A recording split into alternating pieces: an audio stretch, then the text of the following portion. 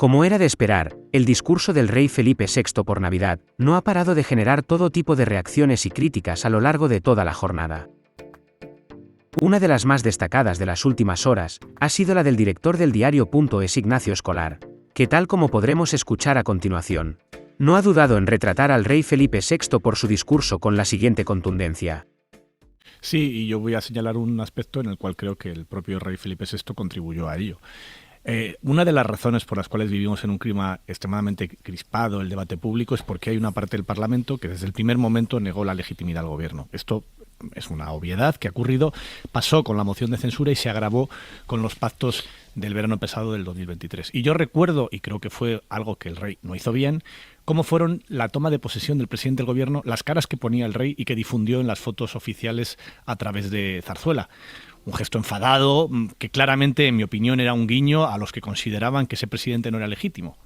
Y me parece que aquel episodio que ocurrió hace ya, pues eso, el verano pasado, después de con la toma de posesión, en la toma de posesión del presidente del gobierno tras el acuerdo de la investidura, me parece que aquellas imágenes y aquel gesto enfadado del rey Felipe VI no contribuyó absolutamente nada a facilitar un debate público más sosegado, porque creo que el debate público sosegado arranca con el reconocimiento de la soberanía popular y de las decisiones del Parlamento a la hora de investir un presidente que es legítimo. Pero tú crees que el rey... Puedo recordar aquellas imágenes perfectamente y me parece que eran impropias. De nuevo, creo que el rey en esa época, lo que pasó durante la investidura, la amnistía, la manera en la que comunicó la propuesta del propio presidente del gobierno a la candidatura a la investidura, fue bastante anómala. Y creo que el rey en muchas posiciones está adoptando discursos y posiciones más cercanos a la derecha que a su papel institucional. Y voy a poner otro ejemplo que viene dentro de muy poco.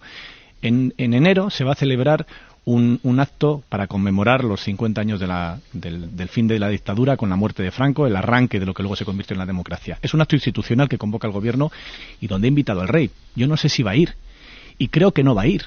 Y creo que eso es una toma de posición en estos momentos que supera su función constitucional. Por poner un ejemplo muy concreto. Y luego sobre el discurso otra vez. A mí me gustaron muchísimas cosas del discurso. Antes he elogiado eso que hablaba de cómo nos mirarán en el futuro, por cómo gestionamos los derechos humanos. Otras cosas no me gustan nada. Por ejemplo, la manera en la que aborda el derecho a la vivienda como un problema de oferta y demanda. No aceptaríamos que la sanidad es un problema de oferta y demanda. Y el derecho a la atención médica, igual que el derecho a la vivienda, está en el mismo apartado de la Constitución española. Exactamente igual. En un sitio donde se dice, en esa Constitución española que sí elogió el rey, donde se dice que los poderes públicos impedirán la especulación con el suelo para garantizar que ese derecho sea efectivo. Algo que lamentablemente tampoco se cumple hoy. Decía el rey literalmente, las ciudades, en especial las grandes urbes, actúan como polos de crecimiento y generan una demanda que la oferta no alcanza a satisfacer. Ese era el diagnóstico del problema. Y el problema no es ese. El problema es precisamente que se ha permitido que la vivienda, a pesar de lo que dice la Constitución, sea un bien más de mercado y de inversión. No solamente se ha impedido la especulación, como dice la Constitución, sino que en algunos casos se ha fomentado con figuras fiscales como las SOCIMIs, que dan ventajas fiscales a los que invierten en vivienda como bien de mercado. Y creo que uno de los problemas que tenemos, obviamente, es de oferta. No comparto la idea que defiende una parte de la izquierda de que no hace falta construir más pisos. Claro que hace falta construir más pisos.